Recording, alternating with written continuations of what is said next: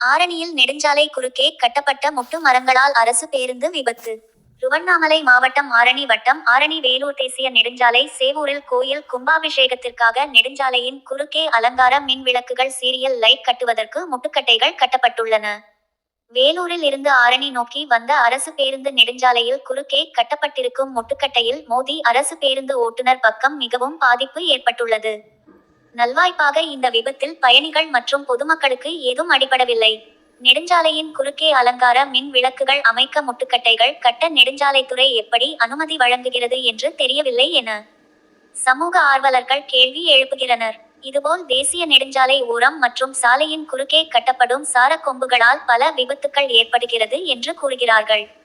எனவே சம்பந்தப்பட்ட துறைகள் சாலையின் குறுக்கே முட்டுக்கட்டைகள் கட்டுவதை தடுக்க வேண்டும் என பொதுமக்களும் சமூக ஆர்வலர்களும் அரசுக்கு கோரிக்கை வைக்கின்றனர். நியூஸ் சங்கமம் சமூக வலைதள செய்திகளுக்காக ஆரணி செய்தியாளர் மனோஜ்குமார்.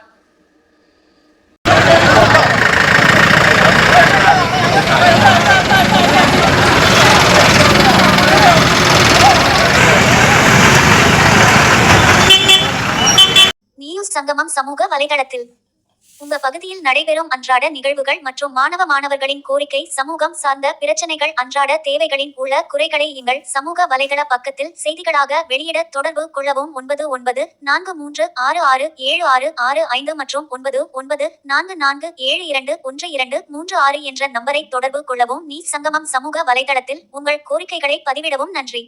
மேலும் இது போன்ற செய்திகளை காண நியூஸ் சங்கமம் யூடியூப் சேனலை லைக் பண்ணுங்க, ஷேர் பண்ணுங்க, கமெண்ட் பண்ணுங்க, சப்ஸ்கிரைப்